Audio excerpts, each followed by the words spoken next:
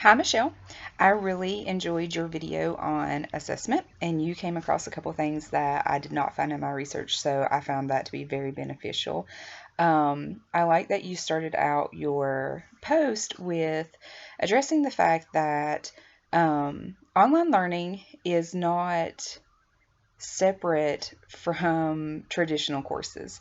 When I am asked in my professional role to do some distance learning orientation with our incoming freshmen at our community college, that is one of the things that I like to address with them.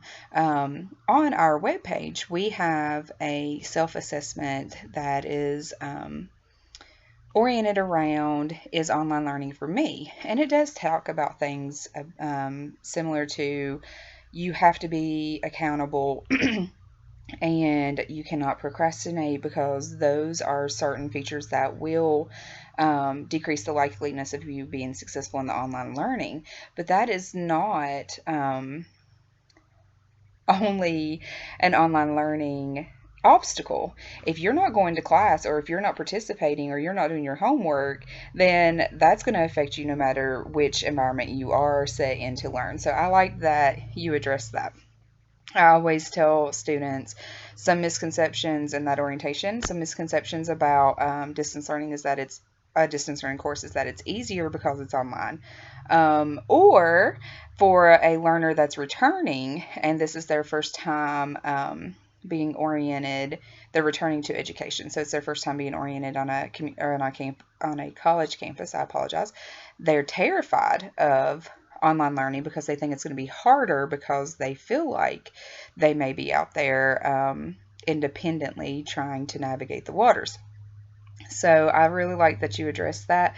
I did not address that as a challenge in my post, but I kind of wish I had now.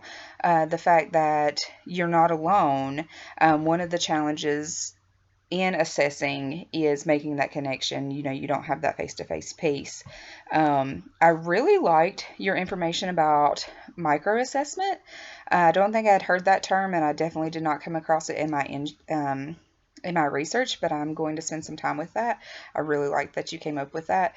I think that the thought process and the information you shared about micro assessment goes along with some research I did find from Ahmet, Besset, and Mustafa that said in their research studies, they found that continuous assessment, which does lend itself to micro assessing the chunks as you go through the course, they found that that form of assessment produced higher grades and better motivation for their students in the online and mobile learning assessment in comparison to large, high stake, just midterm or final, or just large testing at the end of a unit necessarily.